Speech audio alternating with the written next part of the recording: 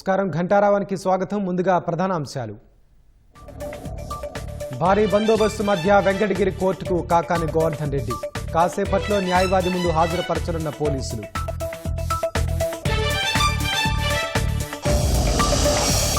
సినీ పరిశ్రమ సమస్యలపై అందరూ కలిసి వస్తే చర్చకు సిద్ధం. ఎవరికి ఇబ్బంది లేకుండా నిర్ణయాలు తీసుకుంటామన్న మంత్రి దుర్గేష్.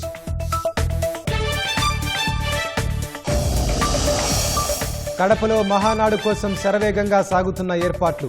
సభా ప్రాంగణంలో పారపట్టి పనిచేసిన మంత్రి నిమ్మల.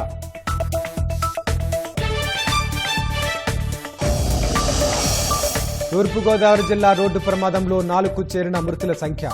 విశాఖ వైపు వెళ్తున్న కారును లారీ ఢీకొట్టడంతో ఘటన.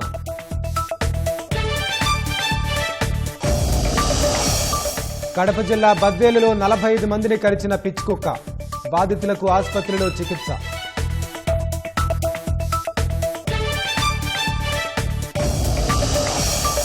వన్ నేషన్ వన్ ఎలక్షన్ సెమినార్లో పాల్గొన్న పవన్ కళ్యాణ్. హాజరైన ఎన్డీఏ పక్ష నేతలు.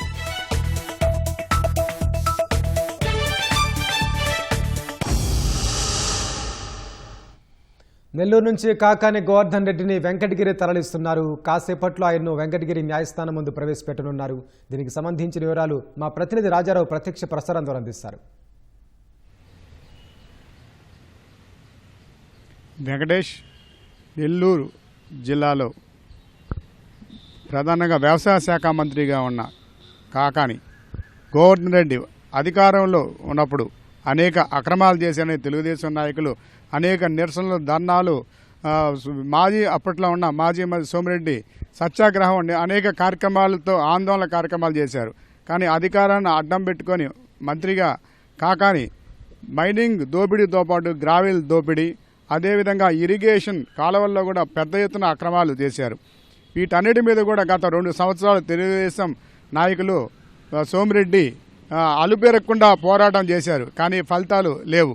అయితే కూటమి ప్రభుత్వం రాగానే వీటన్నిటి అప్పట్లో ఉన్న ఫిర్యాదులు అన్నిటి మీద కూడా పోలీసులు కేసులు నమోదు చేశారు. ఈ కేసులు నమోదు చేయడంలో ప్రధానంగా మైనింగ్ అక్రమాలే ప్రధాన భూమిగా మనం కనిపిస్తున్నాయి.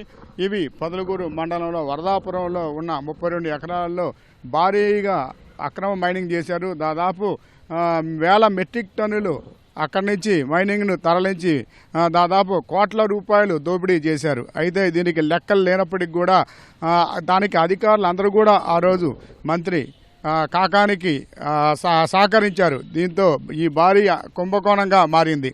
దీంట్లో అనేక మంది కూడా వైసీపీ నాయకులు కూడా తోడ్పాటును అందించారు. అప్పటిలో తోడ్పాటునిచ్చిన వైసీపీ నాయకులతో పాటు మాజీ మంత్రి కాకాని గోవర్ధన్ రెడ్డి మీద కూడా పొదలకూరు పోలీస్ స్టేషన్లో ఈ అక్రమ మైనింగ్ మీద కేసు నమోదు చేశారు. అదేవిధంగా అప్పటిలో ఈ బ్లాస్టింగ్ పదార్థాల వాటి మీద కూడా కేసు నమోదైంది. అదేవిధంగా సమీపంలో ఉన్న గిరిజనులను బెదిరించారనే దాని మీద SC ST కేసు నమోదు చేశారు. అయితే పోలీసులు మార్చి 23న కేసు నమోదు చేస్తే 23 తర్వాత కూడా అనేక పత్రికా ప్రకటనలలో కూడా కాకాని గోవర్ధన్ రెడ్డి పోలీసులను విమర్శించారు. బహిరంగ విమర్శలలో కాకీలకు బట్టలు ఓడదీసి అధికారంలోకి వచ్చిన తర్వాత మేము చర్యలు తీసుకుంటామని గట్టిగా హెచ్చరిక కూడా చేశారు. అనేక సార్లు ఈ హెచ్చరిక చేసినప్పటికి కూడా పోలీసుల నుంచి స్పందన లేదు. 23 తారీఖున మార్చి 23న కేసు నమోదైనప్పుడు కూడా అరెస్ట్ చేయడంలో కొంత ఆలస్యం జరిగింది. తర్వాత మార్చి చివరిలో నోటీసులు అరెస్ట్ చేయడానికి వెళ్ళారు. అప్పటికే నోటీసులు ఇచ్చే సమయానికి కాకాని ఇంటి వద్ద లేకపోవడంతో ఇంటి వద్ద నోటీసులు అంటించారు. తర్వాత రోజు హైదరాబాద్లో 2 సార్లు నోటీసులు ఇవ్వడానికి వెళ్తే హైదరాబాద్లో కూడా కాకాని లేరు. అక్కడ కూడా నోటీసులు అంటించి వచ్చారు. అదేవిధంగా దానికి సంబంధించిన కొందరు వైసీపీ నాయకుల పేర్లు కూడా చేర్చి మొత్తం 11 మందిని మీద నిందితులుగా చేర్చారు. ఈ 11 మందిలో కూడా పలువురిని విచారణ కూడా చేయడంతో కొంత పోలీసులకి పక్కా సమాచారం కూడా వచ్చింది. వారి అకౌంట్లలో కూడా మొత్తం మీద కూడా అకౌంట్లని పోలీసులు సీజ్ చేయడం, వారి అకౌంట్లలో మైనింగ్ సంబంధించిన ఎంత నగదు ఉండదు ఎన్నిటిని కూడా లెక్కలు తీశారు. ఇంత పెద్ద ఎత్తున పోలీసులు దీన్ని సర్వే చేసినప్పటికీ కాకాని విచారణకు రావాలని నోటీస్కి మాత్రం ఎటువంటి స్పందన లేకపోవడంతో భారీ ఎత్తున పోలీసులు 5 టీములతో మొత్తం ఈ అన్ని హైదరాబాద్తో పాటు బెంగళూరు కర్ణాటక రాష్ట్రాలలో గాలింపు చేశారు. ఈ గాలింపు ఎక్కడ కూడా కాకాని అడ్రస్ దొరకలేదు. ఫోను ఒక చోట, ఆయన తిరిగేది మరో చోట. ఈ విధంగా ఆయన సాంకేతికతను ఉపయోగించుకొని అనేక ప్రాంతాలు కూడా తిరుగుతూ కాలయాపన చేశారు. చివరికి 2 నెలల తర్వాత పోలీసులకు సమాచారం దొరకడంతో దాంతో వీరు వెళ్ళి ఈ నిన్న రాత్రి అరెస్ట్ బెంగళూరులోని శివారు గ్రామంలో రిసార్ట్స్లో ఉండగా అక్కడి నుంచి తీసుకొని నెల్లూరు పోలీస్ కేంద్రానికి తీసుకొని వచ్చారు. ఈ పీడీసీ కేంద్రంలో రాత్రి కూడా విచారణ చేసి వారి విచారణ చేశారు. దానికి సంబంధించి ఒక నివేదిక కూడా తయారు చేశారు. అనేక ప్రశ్నలు కూడా అడిగి దాని నుంచి సమాధానం సక్రమంగా లేకపోవడంతో 2-3 సార్లు కూడా ఈరోజు తెల్లవారుజామున ఆసుపత్రికి వైద్య పరీక్షల కోసంగా వెంకటాచలం సామాజిక వైద్య కేంద్రానికి పరీక్షల కోసంగా తరలించే సమయంలో కూడా విచారించడం అనేది జరిగింది. అయితే ఆయన నుంచి ఎటువంటి సరైన సమాధానాలు పోలీసులకు రాలేదని తెలిసింది. ఈ అక్రమ మైనింగ్లో ఎంత తవ్వకాలు చేశారు, ఎంత వ్యాపారం చేశారు అనే దాని మీద ఇప్పటికే మాజీ మంత్రిగా ఉన్న సోమిరెడ్డి అప్పట్లోనే సాక్ష్యాధారాలతో కూడా నివేదికలు ఇచ్చారు. అదే కేంద్ర రాష్ట్ర ప్రభుత్వాలు కూడా అప్పట్లోనే పంపించారు. వాటన్నిటిని ఆధారంగా చేసుకుని పోలీసులు కూడా ఈ మైనింగ్ కేంద్రాలతో పాటు మైనింగ్లో పనిచేసిన కాకాని అనుయాయులతో కూడా మాట్లాడటం జరిగింది. వారందరి సమాచారంతోనే పోలీసులు ఈ కేసుని నమోదు చేశారు. ఈ కేసు మీద విచారణ కొనసాగుతున్న ఈ పరిస్థితులలో అదుపులో తీసుకోవడం, అక్కడి నుంచి ప్రస్తుతం వెంకటగిరి కోర్టులో మరి కొద్దిసేపట్లో పోలీసులు హాజరుపరుచున్నారు. నిన్న రాత్రి వరకు కూడా నెల్లూరు పీడీసీ కేంద్రంలో ఉన్నారు. అక్కడి నుంచి 1 అవర్ క్రితమే గూడూరు మీదుగా బాలాయపల్లి వెంకటగిరికి కొద్దిసేపట్లో చేరుకుంటారు.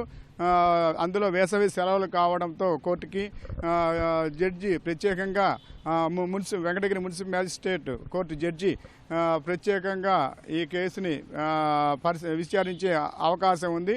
ఈ విచారించిన తర్వాత రిమాండ్ పరిస్థితులు వీటన్నిటి కూడా ఏ జైలుకి తరలిస్తారు అనే దాని మీద కూడా మరి కొద్దిసేపట్లో తేలుతుంది.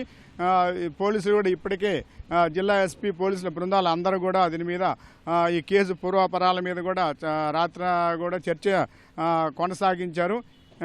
దీంతో పాటు ఎస్టీ అట్రాసిటీ కేసు, కావలిలో నమోదైన పోలీసులను విమర్శించిన కేసు, అదేవిధంగా గతంలో సర్వేపల్లిలో గ్రావెల్ తవ్వకాలు, ఈ అన్ని కేసులు కూడా మరికొన్ని కేసులు కూడా నమోదయ్యే అవకాశం ఉందని పోలీసులు వర్గాలు చెప్తున్నాయి. నెల్లూరు రూరల్ డిఎస్పీ కార్యాలయం వద్ద నుంచి కెమెరామన్ సూర్యప్రకాష్తో రాజారావు, ఈటీవీ న్యూస్. ధన్యవాదాలు రాజారావు. ఏపీపీఎస్సీ కేసులో పిఎస్ఆర్ ఆంజనేయులు, పమిడి కాల్వ మధును పోలీసులు 2వ రోజు కస్టడీలోకి తీసుకుని విచారిస్తున్నారు. దీనిపై వివరాలు మా ప్రతినిధి జయప్రకాష్ అడిగి తెలుసుకుందాం. జయప్రకాష్, చెప్పండి, పిఎస్ఆర్ ఆంజనేయులు విచారణకు సంబంధించిన వివరాలేంటి? వెంకటేష్, ఈ రోజు ఉదయం నుంచి ఇటు ఏపీపీఎస్సీ కేసులో నిందితులైన పిఎస్ఆర్ ఆంజనేయులు, అదేవిధంగా మధుసూదన్ రావు ఇద్దరిని విచారిస్తూ ఉన్నారు. విజయవాడ సూర్యారావుపేట పోలీస్ స్టేషన్ లో విచారణ కొనసాగుతుంది. ఈ రోజు సాయంత్రం 5 గంటల వరకు వాళ్ళిద్దరిని విచారిస్తారు. అనంతరం అక్కడి నుంచి వైద్య పరీక్షల నిమిత్తం ప్రభుత్వ ఆసుపత్రికి తీసుకువెళ్లి వైద్య పరీక్షల అనంతరం ఇటు విజయవాడ కోర్టులో హాజరుపరిచి కోర్టు ఆదేశాల ప్రకారంగా జిల్లా జైలుకి తరలిస్తారు. నిన్న ఉదయం సుమారు 7 గంటల ప్రాంతంలో ఇటు కస్టడీకి తీసుకొని సూర్యారావుపేట పోలీస్ స్టేషన్ కు తీసుకువచ్చారు. 8 గంటల నుంచి సాయంత్రం 5 గంటల వరకు విచారణ చేపట్టారు. నిన్న విచారణలో ఇటు పిఎస్ఆర్ ఆంజనేయులను సుమారు 30 ప్రశ్నలు, మధుసూదన్ రావును 25 ప్రశ్నలు అడిగినట్టు మనకి తెలుస్తుంది. ఈ రోజు కూడా నిన్న అడిగిన దానికంటే భిన్నంగా కొన్ని ప్రశ్నలు తయారు చేసి విడివిడిగా వాళ్ళని విచారించేందుకు అధికారులు ప్రశ్నావళిని సిద్ధం చేశారు. అనంతరం కొద్దిసేపు విచారణ కలిపి విచారణ జరిపే అవకాశం అయితే మనకి కనపడుతుంది. ఇందులో ప్రధానంగా అసలు ఏపీపీఎస్సీకి సంబంధించిన నిబంధనల ప్రకారం ఇందులో మూల్యాంకనం జరగలేదు అని ప్రధానమైన ఆరోపణలు ఉన్నాయి. సాధారణంగా హెడ్ క్వార్టర్స్ లోనే ఒక నిబంధనల ప్రకారంగా సీసీటీవీ పర్యవేక్షణలో పరీక్షా పత్రాల మూల్యాంకనం జరుగుతుంది. మొదటిసారిగా ఒక ప్రైవేటు ప్రాంతంలో అసలు ఎందుకు చేయవలసి వచ్చింది, అక్కడికి తీసుకువెళ్లాలని ఎవరు ఆదేశాలు జారీ చేశారు? నిబంధనల ప్రకారంగా అయితే ఒక కొటేషన్ కాకుండా ఒక టెండర్ లాగా పిలిచి దాని ప్రకారంగా ఏదైనా సంస్థకు ఈ బాధ్యతలు అప్పగించాల్సిన అవసరం ఉంటుంది. కేవలం కొటేషన్ తోటే క్యాంప్ సైన్ సంస్థకు ఎందుకు దీన్ని కేటాయించారు? దాంతో పాటుగా అసలు అందులో ఉన్న వ్యక్తులు అర్హత లేని వాళ్ళు ఉన్నారు. సాధారణంగా ఉన్నటువంటి నిబంధనల ప్రకారం అయితే ప్రత్యేకంగా వాల్యుయేషన్ లో పాల్గొనే వాళ్ళకి ఒక ప్రత్యేకంగా కేటగిరీ ఉంటుంది. ఒక ప్యానెల్లో సంబంధిత అధికారుల పేర్లు ఉంటాయి. ప్రొఫెసర్లు, అసిస్టెంట్ ప్రొఫెసర్లు ఇలాగ పేర్లు ఉంటాయి. ఆ ప్యానెల్లో వాళ్ళని మాత్రమే పిలవాల్సి ఉంటుంది. అయితే అవి కాకుండా మిగతా అర్హత లేని వాళ్ళు, డిగ్రీ చదివిన వాళ్ళు, అందులో కొంతమంది డిగ్రీ ఫెయిల్ అయిన వాళ్ళు కూడా ఉన్నారు అనేటువంటి సమాచారాలు అయితే, అంటే వేరే వేరే పనులు చేసుకునే వాళ్ళు కూడా ఉన్నారు అనే సమాచారం అయితే ప్రస్తుతం విచారణాధికారి దగ్గర ఉంది. ఇప్పుడు ఈ కేసుకి విచారణాధికారిగా ఉన్న నందిగామ ఏసీపీ ఆధ్వర్యంలో ఈ విచారణ జరుగుతూ ఉంది. ప్రస్తుతం అయితే విడివిడిగా ఈ సూర్యారావుపేట పిఎస్ లోనే విచారిస్తూ ఉన్నారు. నిన్న 7 గంటలకి వాళ్ళని కస్టడీలోకి తీసుకొని రాత్రి కూడా ఈ సూర్యారావుపేట పిఎస్ లోనే ఇద్దరిని ఉంచిన పరిస్థితి అయితే ఉంది. ఆర్డర్స్ లో, ఉత్తర్వుల్లో ఇచ్చిన దాని ప్రకారం అయితే నిన్న ఉదయం 6 గంటల నుంచి ఈ రోజు సాయంత్రం 5 గంటల వరకు పోలీసులు విచారించవచ్చని ఉన్న క్రమంలోనే నిన్న రాత్రి సూర్యారావుపేట పిఎస్ లో ఉంచినట్టు మనకి తెలుస్తుంది. మొత్తం మీద నిన్న చాలా వరకు పిఎస్ఆర్ ఆంజనేయులు తనకు తెలియదనే సమాధానాలే చెప్పారు. ఈ రోజు అతని నుంచి కొంచెం ఇంకా విషయాలు రాబట్టడానికి కొన్ని ప్రశ్నావళి తయారు చేయటం, ఒకే ప్రశ్నను ఇద్దరిని అడిగిన తర్వాత వేరువేరుగా సమాధానాలు వచ్చాయి. ఆ వచ్చిన వాటిని వీళ్ళ దగ్గర ఉన్న అధికారుల దగ్గర ఉన్నటువంటి సమాచారంతో పోల్చి చూసుకొని మళ్ళీ కలిపి కూడా విచారణ చేసేందుకు అధికారులు అయితే ప్రణాళిక సిద్ధం చేస్తున్నారు. ఈ రోజు సాయంత్రం వరకు అయితే ఖచ్చితంగా కొంత కీలక సమాచారం రాబట్టే అవకాశం ఉంది. ఈ ప్రస్తుతం వాళ్ళు కేవలం అసలు ఈ ఆదేశాలు ఎవరు జారీ చేశారు, నిధులు మంజూరు చేసిన తర్వాత ఇందులో ఎంత ఖర్చు అయింది, మిగిలిన నిధులు ఎక్కడికి వెళ్ళాయి, ఎవరు అసలు ఆ సంస్థని ఎంచుకున్నారు, ఇందులో ఎంతమంది భాగస్వాములుగా ఉన్నారు, ఉద్యోగస్తులు ఎవరెవరు దీనికి సహకరించారు, ఎందుకు అసలు అంత దూరం పెట్టవలసిన అవసరం ఏమొచ్చింది, ఇవి విజయవాడలో ఏపీపీఎస్సీ కార్యాలయం ఉన్నప్పుడు పక్క జిల్లాలో ఉన్నటువంటి కొద్దిగా దూరంలో ఉన్నటువంటి హాయిలాండ్ ని ఎంచుకోవటానికి గల ప్రధాన కారణాలేంటి, ఈ విషయాలన్నీ ఒకసారి లోతుగా పోలీసులు దర్యాప్తు చేస్తున్న పరిస్థితి అయితే మనకి కనబడుతుంది. దీనికి సమాధానాలు రాబట్టే ప్రయత్నం అయితే పోలీసులు విచారణలో చేస్తున్నారు. వెంకటేష్.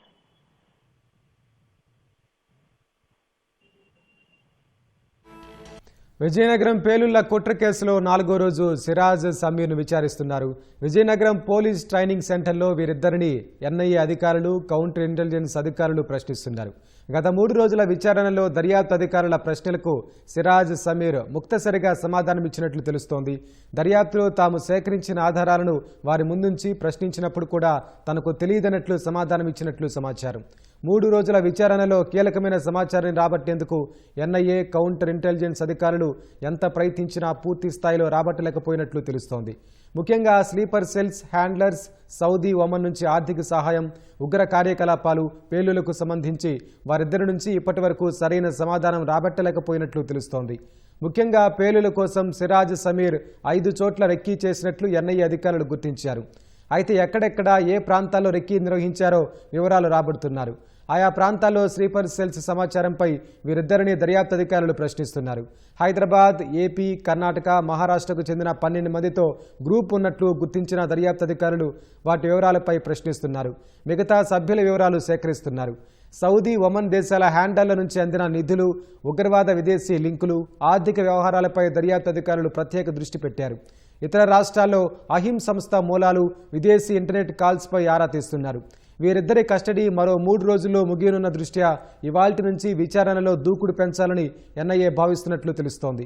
కీలక అంశాలపై నేటి నుంచి విచారణ ముమ్మరం చేయనున్నట్లు సమాచారం. తూర్పుగోదావరి జిల్లాలో జరిగిన రోడ్డు ప్రమాదంలో 4 మృతి చెందారు. కొంతమూరు వద్ద జాతీయ రహదారిపై విశాఖ వైపు నుంచి వస్తున్న కారును ఎదురుగా వస్తున్న లారీ అదుపు తప్పి ఢీకొంది. మొదట డివైడర్ను ఢీకొన్న లారీ రోడ్డుకు అవతల వైపు వస్తున్న కారును ఢీకొట్టింది. ఈ ఘటనలో కారు నుజ్జునుజ్జయింది. ప్రమాద సమయంలో కారులో 5 ఉన్నారు. 3 అక్కడికక్కడికే మృతి చెందారు. మరొకరు ఆసుపత్రిలో చికిత్స పొందుతూ చనిపోయారు. గాయపడిన మరో వ్యక్తి ఆసుపత్రిలో చికిత్స పొందుతున్నారు. అతని పరిస్థితి విషమంగా ఉందని వైద్యులు చెబుతున్నారు. కడప జిల్లా బద్వేలులో ఓ పిచ్చికుక్క స్వైర విహారం చేసింది. ఏకంగా 45 మందిని కరిచి గాయపరిచింది.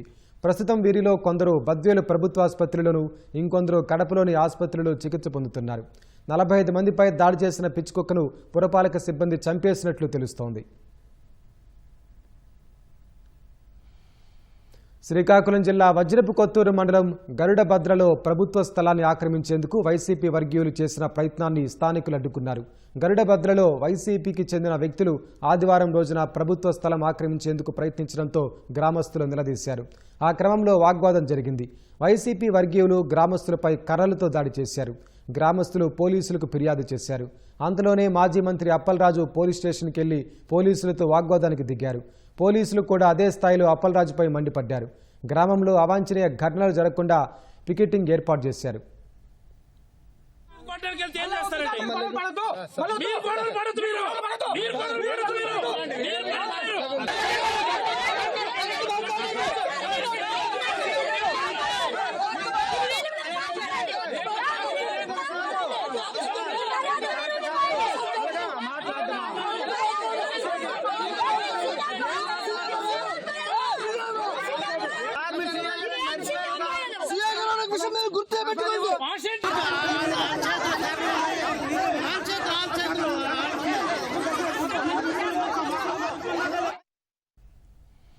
రాష్ట్రానికి మంత్రి అయిన పార్టీకి మాత్రం కార్యకర్తనేనంటూ నిమ్మల రామానాయుడు మహానాడు పనుల్లో స్వయంగా పాల్గొన్నారు. మహానాడు సభా ప్రాంగణ కమిటీ కన్వీనర్గా ఉన్న ఆయన వర్షం వల్ల సభా ప్రాంగణంలోకి నీళ్లు రావడంతో స్వయంగా రంగంలోకి దిగారు. పారపట్టి దగ్గరుండి సభా ప్రాంగణాన్ని చదును చేశారు. మహానాడుకు హాజరయ్యే వారికి ఎటువంటి ఇబ్బందులు లేకుండా ఏర్పాట్లు చేస్తున్నట్లు చెప్పారు.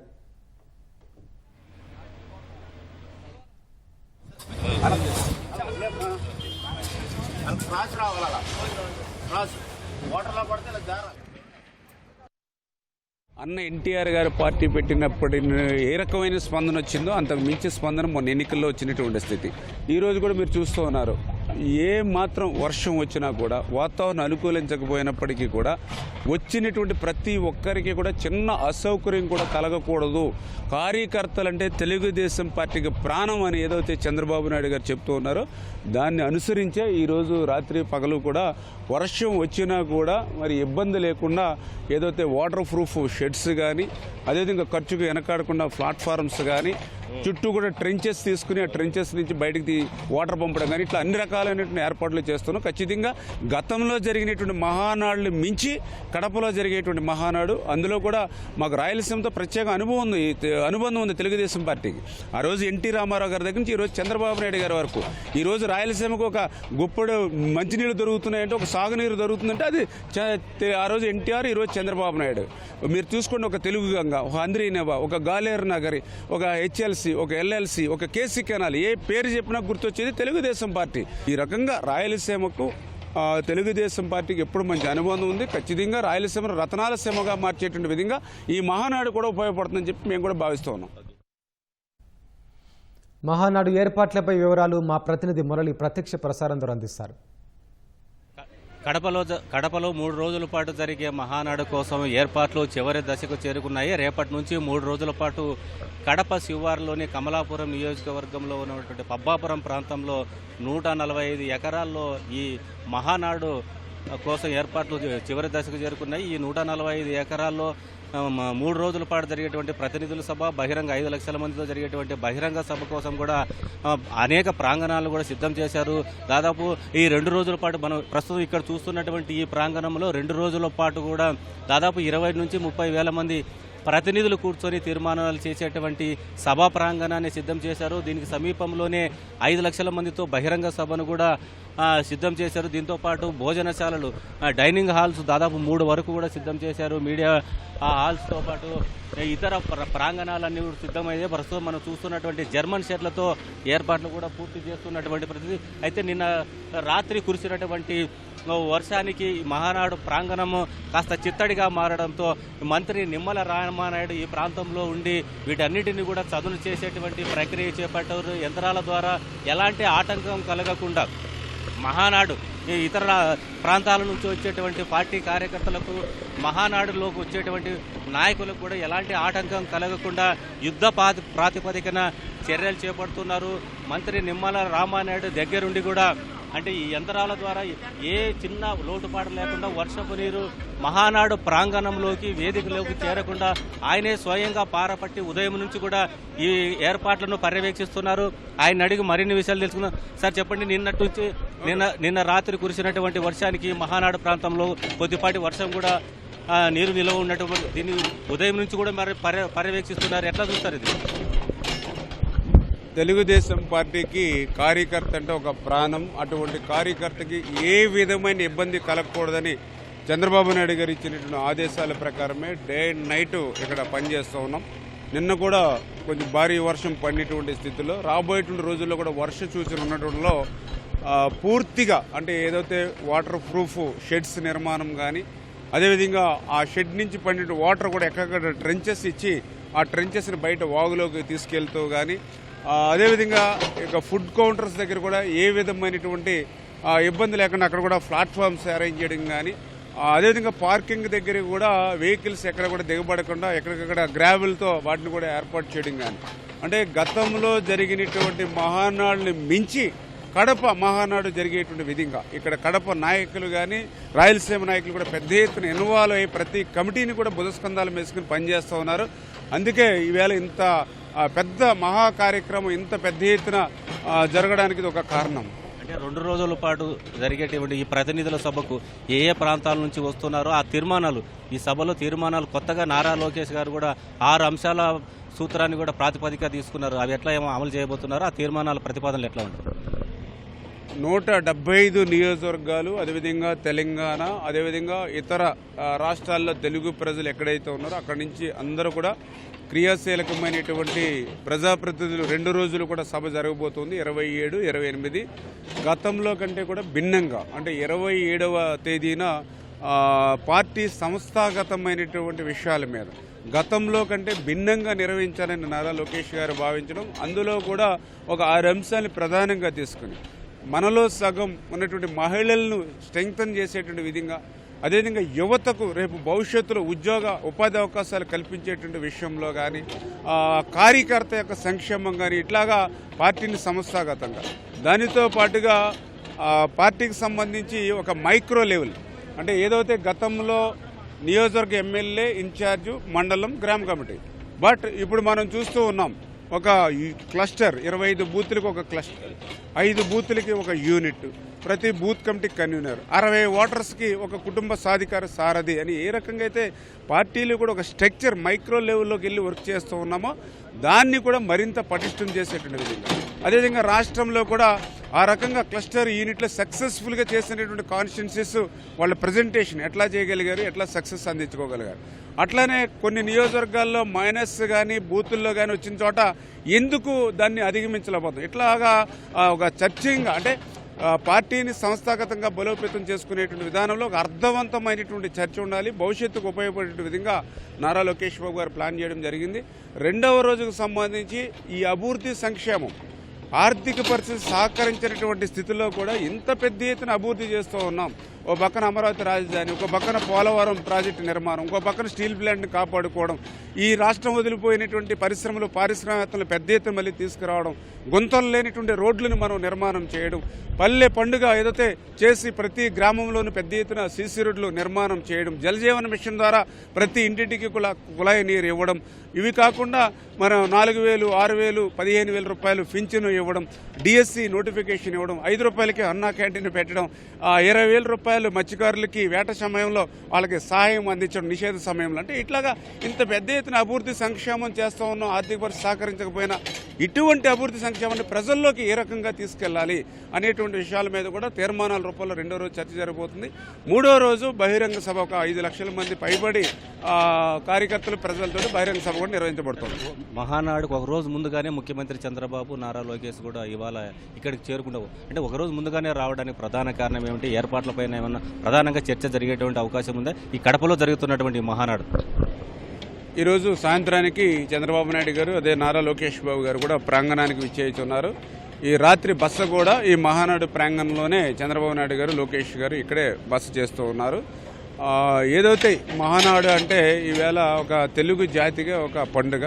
అటువంటి పండుగ వాతావరణంలో మేము కూడా భాగస్వాములు అవ్వాలి. ఇంకా ఎక్కడైనా ఏదైనా కార్యక్రమాల విషయంలో కానీ, ఏదైనా చర్చనీయాంశాలు కానీ, సూచనలు కానీ, సలహాలు కానీ ఉండాలనే ఉద్దేశంతో, అందులో కూడా చంద్రబాబు నాయుడు గారు అంటే మీ అందరికీ తెలుసు, ఒక అనుభవం ఉన్నటువంటి వ్యక్తి, ఎన్నో మహానాడులను నిర్వహించినటువంటి వ్యక్తి. అంచేత వాళ్ళు కూడా ఒక ప్రాంగణంలో ఉన్నప్పుడు ఏదైనా సూచనలు సలహాలు తీసుకోవడం కానీ, లేదా డైరెక్షన్స్ కానీ గైడ్ చేయడానికి ఉపయోగకరంగా ఉంటుంది. అంటే ఒక కార్యకర్త దగ్గర నుంచి జాతీయ తెలుగుదేశం పార్టీ అధ్యక్షుడి వరకు మహానాడులో ఇన్వాల్వ్ అవుతూ ఉన్నారనేదే ఈవేళ రాత్రి బస కూడా ఒక ఉదాహరణ అనే విషయాన్ని తెలియజేస్తోంది. ఇది మంత్రి నిమ్మల రామానాయుడు గారు చెప్తోంది. అయితే తప్పనిసరిగా ఈ మహానాడును దిగ్విజయం చేయడానికి శక్తివంచన లేకుండా పార్టీ ప్రయత్నిస్తున్నట్టు అభిప్రాయం వ్యక్తం చేస్తున్నారు. మరి ముఖ్యంగా ఇవాళ సాయంత్రం లోపే ముఖ్యమంత్రి చంద్రబాబుతో పాటు పార్టీ జాతీయ ప్రధాన కార్యదర్శి నారా లోకేష్ కూడా ఇద్దరు ఇవాళ సాయంత్రానికే మహానాడు ప్రాంగణానికి చేరుకొని ఇక్కడే బస చేయడంతో పాటు ఈ మహానాడు ప్రాంగణ ఏర్పాట్లు ప్రజలు, పార్టీ కార్యకర్తలకు ఎలాంటి చిన్న ఆటంకం కూడా కలగకుండా అన్ని సక్రమంగా సవ్యంగా సాగే విధంగా ఈ మహానాడులో చేపట్టాల్సినటువంటి తీర్మానాలు, చర్చలన్నిటిపైన ఫైనల్గా ఒక సూచనలు ఇచ్చే విధంగా ముఖ్యమంత్రి చంద్రబాబు ఈ మంత్రులందరికీ కూడా దిశానిర్దేశం చేస్తారంటే అభిప్రాయాన్ని మంత్రి నిమ్మల రామానాయుడు వ్యక్తం చేస్తున్నారు. మహానాడు ప్రాంగణం నుంచి కెమెరామెన్ జగదీష్తో మురళి, ఈటీవీ న్యూస్, కడప.